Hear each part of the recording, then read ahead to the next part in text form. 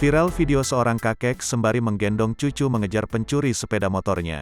Kejadian di Jalan Warakas 3 Gang 2, Kelurahan Warakas, Tanjung Priok, Jakarta Utara, Senin, tanggal 24 Januari tahun 2022, siang itu, terekam kamera CCTV.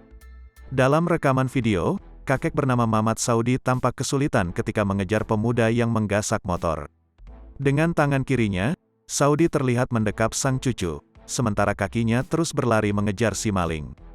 Tangan kanannya dipakai untuk memberi sinyal kepada warga terkait aksi si bandit jalanan itu.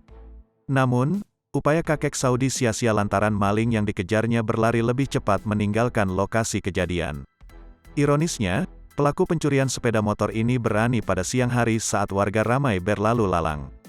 Saat dikonfirmasi tribunjakarta.com, Saudi bercerita peristiwa itu terjadi Senin petang ketika korban bersama cucunya berboncengan motor hendak menuju ke kios ayam geprek.